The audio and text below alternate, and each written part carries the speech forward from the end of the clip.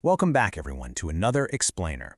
Today, we are diving into what is honestly one of the most intimidating but also incredibly rewarding parts of the Immortal Realm.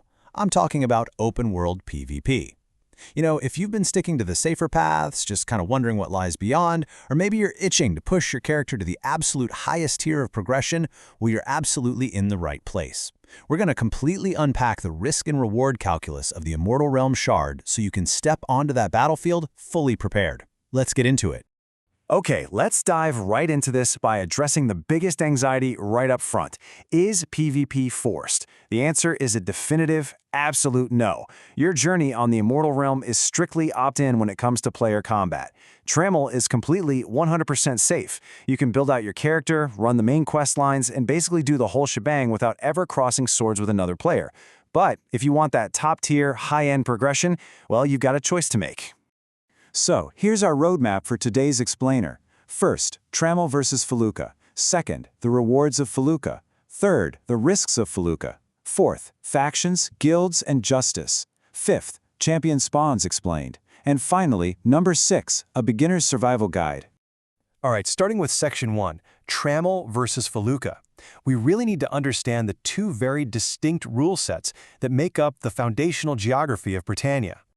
So, geographically speaking, the map is exactly the same, but mechanically, they are literally entirely separate spaces. Trammel is your cozy, no PvP haven. Players just cannot attack each other there. It's where your basic monster farming happens, the new havens start, all those standard civic interactions. Felucca, on the other hand, is the exact same map, but the gloves are off. It's open PvP. Anyone can attack you at any time. And the kicker? Full loot drops on death. What you carry in your bag is exactly what you risk losing. It's a whole different ballgame. Which brings us to Section 2, the rewards of Felucca.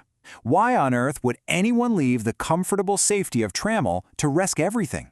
Let's talk about the irresistible allure of those high-end gains.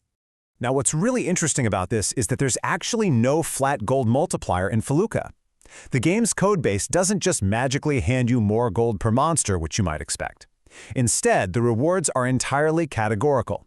You're earning stackable PvP tokens. You're finding Felucca-exclusive crafting materials, things like blood crystals and draconic scales, which are absolutely mandatory if you want to do high-end crafting. But most importantly, Felucca is the exclusive source for power scrolls, and as we know, those are the literal only path to push your skills past 100. So, long story short, if you want the high-end lane of progression, you absolutely must risk Felucca. No way around it. But of course, those rewards come at a steep price. Let's shift gears to Section 3. The risks of Felucca. We need to look at the brutal reality of what it actually costs you to chase that top-tier progression. The costs here are harsh, folks. In Felucca, other players can just attack you. No warning, no consent dialogue, just boom, you're in combat. And when you die, you drop your entire inventory. Now your bank box, that remains perfectly safe. But your equipped gear and everything in your bag, it is up for grabs by literally whoever reaches your corpse first. Now there is a reputation cost for the attackers. Killing a non-aggressing player flags you as a murderer, which means anyone can attack you freely. But for you, the victim, the golden rule is absolutely crucial. Only bring what you can afford to lose. Seriously. But wait, losing your loot isn't actually the only penalty. You also have to contend with Mortal Shock. This is a highly punitive, incredibly unique mechanic on the Immortal Realm. Basically, every time you die, you gain a stack of Mortal Shock, which is a maximum HP debuff. If you die multiple times in a row, these stacks compound. They stack up, leaving you genuinely handicapped out there. Now, this does decay over real time, or you can have a surgeon perform last rites to clear it. But it beautifully illustrates that death in Felucca carries a really heavy, lingering mechanical weight beyond just dropping your gear. Now, with all that danger, you might think Felucca is just this random, lawless free-for-all. But let's move into Section 4, Factions, Guilds, and Justice, to see how the Shard actually structures warfare and law.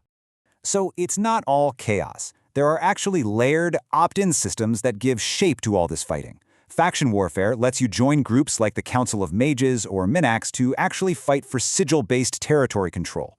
Then you've got guild wars, which are voluntary, public, mutual PvP declarations between guilds.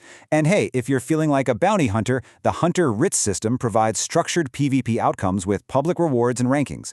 It's organized, deliberate warfare sitting right on top of that wild open PvP base layer. But what about the law, right?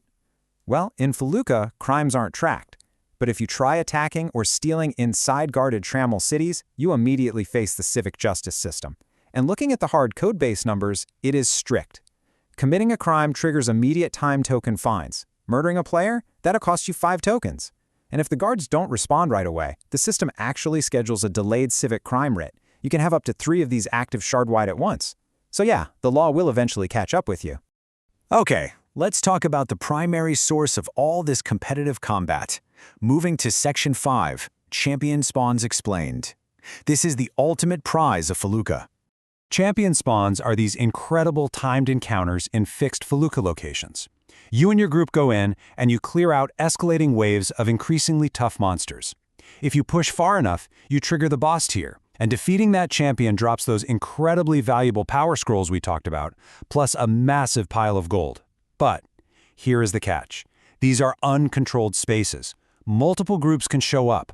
A standard, predictable PvE encounter can literally flip into an intense, chaotic PvP bloodbath at any second. It keeps you right on the edge of your seat.